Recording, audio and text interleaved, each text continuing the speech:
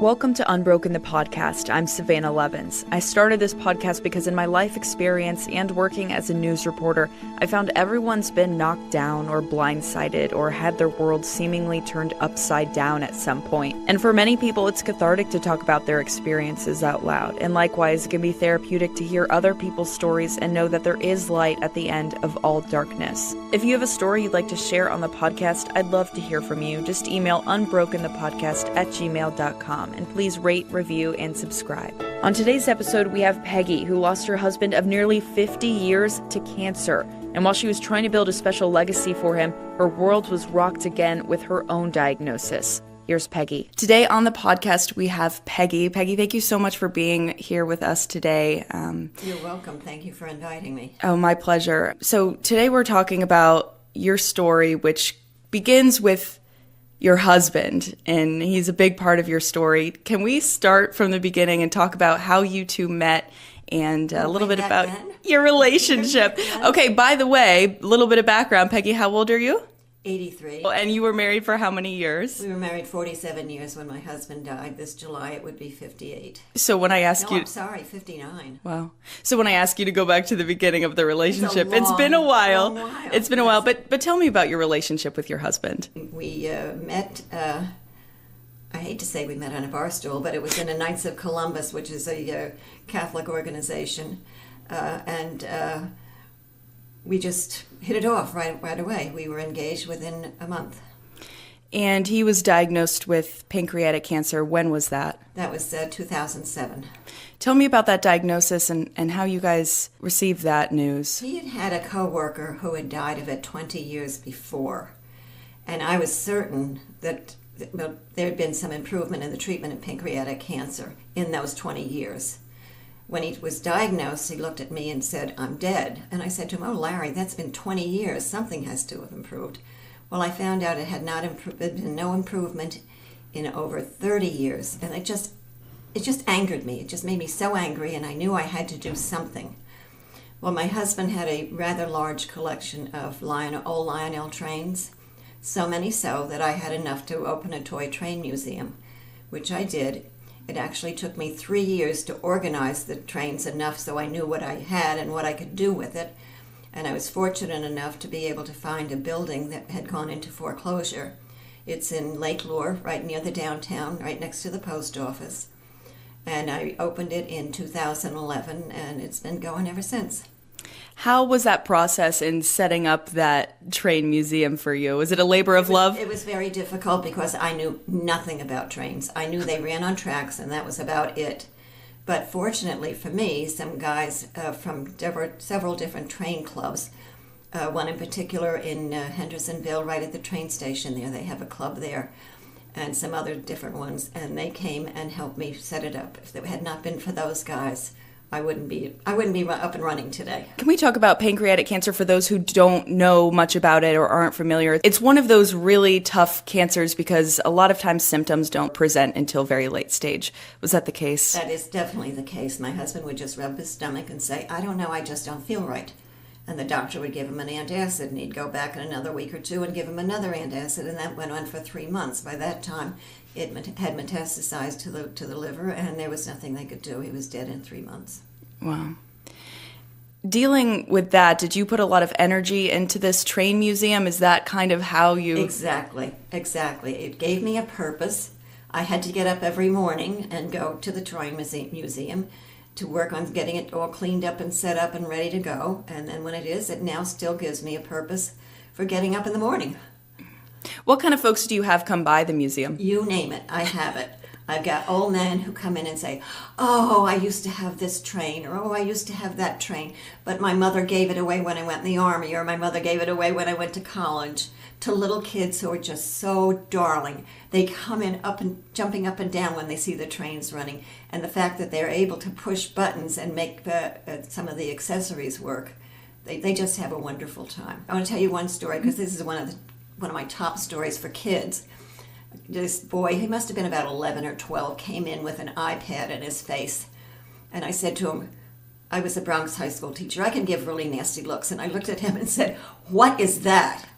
And he said, "Oh, it's an iPad." I said, "I'll tell you what. You give that to your mom, and you come with me. His mom had a hard time getting him out of the train room. He had such a good time, and he wanted to stay. Another story, which has nothing to do with children, but has more to do with adults and pancreatic cancer. This young man came in, and I said, "Can I help you?" And I just said, "I just want to walk around and look." I said, "Okay, you can do that." And he then left, saying, "I'll be right back." And I'm thinking, "Oh yeah, sure." But he did. He came back with his wife and 2 teenage children. They had been in Hendersonville with the wife's father, who was dying of pancreatic cancer and had died while they were there. They were from California, but while they were there, the father died. And they had a grand time in the museum. And as they were going out, I heard the wife say to the husband, "I feel much better now." So it's, and then, like I said, the old men who come in and complain about their mothers giving away their trains. It's a lot of fun. I saw on the Facebook posts, there are a lot of photos with kids, and there's just joy in their eyes. That must be a good feeling. It is. There was a set of triplets in there. They were in the baby car seats.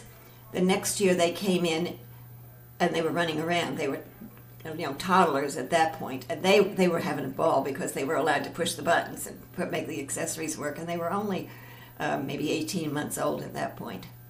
Mm-hmm. A lot of fun. How big is the museum? How many different trains and things do you have? Oh my goodness, I couldn't even tell you. I mean, I've got 3 rooms. Oh, yeah.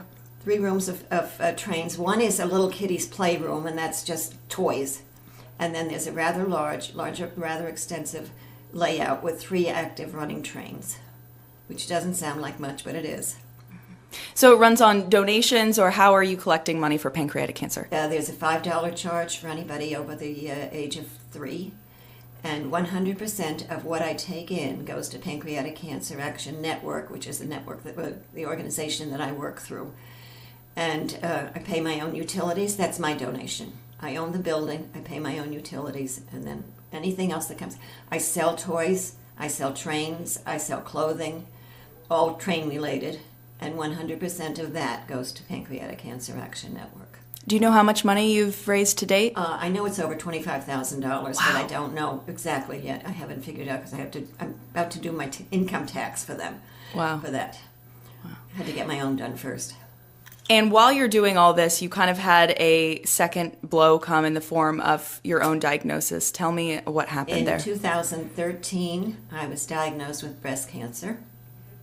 I didn't believe them because I had no symptoms whatsoever as far as I'm concerned. But it was my own fault, and I'm telling ladies out there, make sure you get your mammogram, because I skipped, when I was opening the museum, I skipped getting my mammogram that year. And the following year was when I got my diagnosis. And had I had gone the previous year when I didn't go, it might have been less of a problem.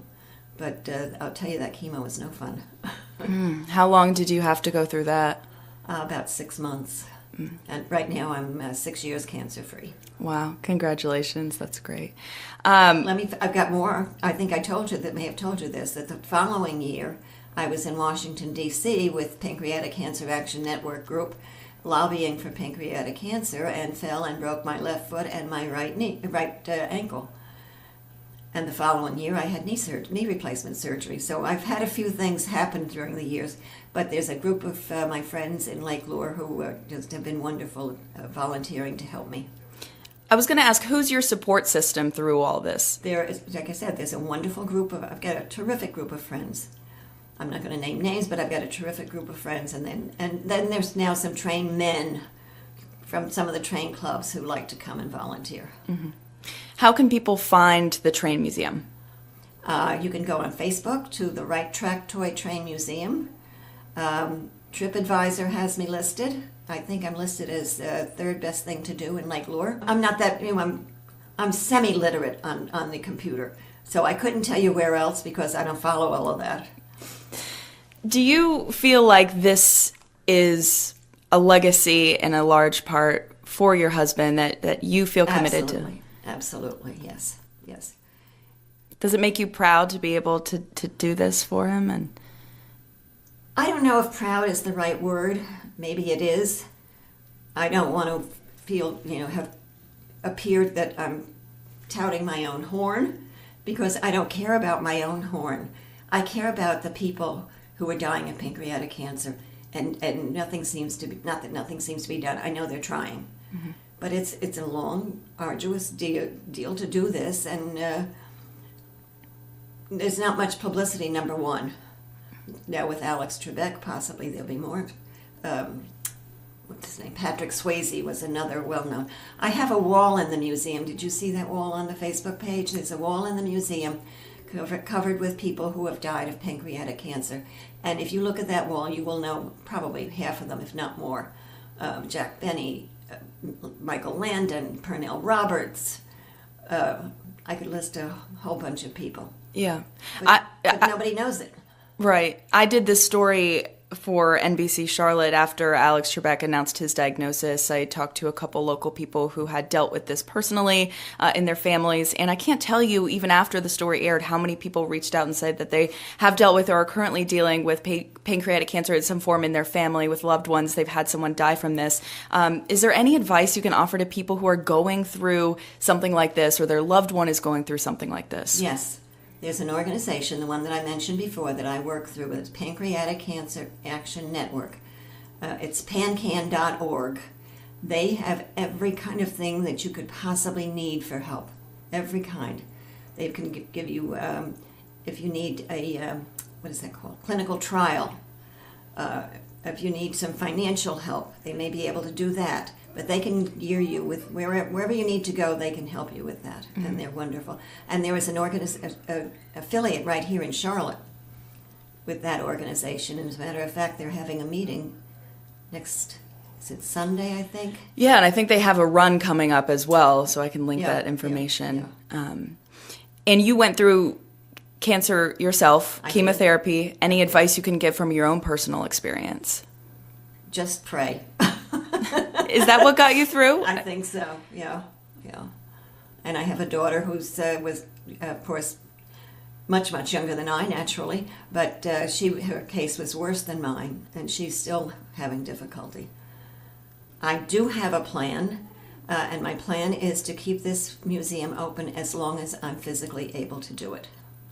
Once I'm not able to do it any longer, because it is a 501c3, I have to sell the contents of the building, and that money goes to Pancreatic Cancer Action Network. The building then will be sold, and that reverts back to my inheritance, my kids' inheritance. Mm-hmm. I think a lot of people, when they're going through a really difficult time, whether it's a diagnosis of a loved one or of themselves, we tend to want to just curl up and not do anything. Where did you get... Worst thing to do. Yeah. Worst thing to do. I guess...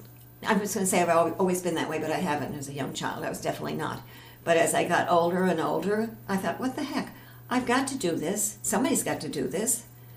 And I'm not going to just curl up in a position, in a ball and cry. What I say, I curl up in a prenatal position and suck my thumb. But what gave you that strength to go ahead and do this huge project? I have no idea what gave me the strength, but I just knew I had to do it, and so I did it. And you're glad that you did. I'm definitely glad that I did. Yeah. It's the best thing for me. I mean, it may be helping pancreatic cancer, but for me, physically and mentally, it was the best thing to do. Is there anything else that you want to add or mention that we didn't talk about? Any advice, wisdom for the listeners based on your life experience? Pay attention to your body. I had a very dear friend who also died of pancreatic cancer, and she said to me, she was sure she was going to beat it. And so she said, but as soon as I'm all finished with this and it's all done, I'm going to buy myself a new mattress because my back hurts. And I thought, oh, who thinks of a backache, pancreatic cancer for a backache? But it's definitely possible. It's any pain or ache that is not normal should be investigated by a physician. And what are the hours that you have for the Train Museum if people want to come by? Right now, it's closed, still closed for the summer. Okay. For the winter, I'm sorry. Normally, I open around Easter. Easter is very late this year. But because of some family obligations, I'm going to have to wait until after Easter. So it'll probably be April 28th by the time I open for this year. And then for April and May, it will only be open Friday, Saturday, and Sunday, 1 to 5. And then June, July, and August, it's Wednesday through Sunday, 1 to 5. Where's the place that you update that most? Is it the Facebook page? Facebook. Okay. I don't have a website. I wouldn't know what to do with it in the first place. But even if I did, the Facebook is more accessible to everybody. And what's the name of the Facebook page again? The Right Track Toy Train Museum. Great. Well, I can't wait to visit, and I wish you all the success in the world. I thank you so much for coming in today. I really admire your strength and perseverance. Thank you. Turning this into something really great. It's my pleasure. Thank you so much. And listeners, thank you so much for listening to Unbroken, the podcast. We'll see you next time.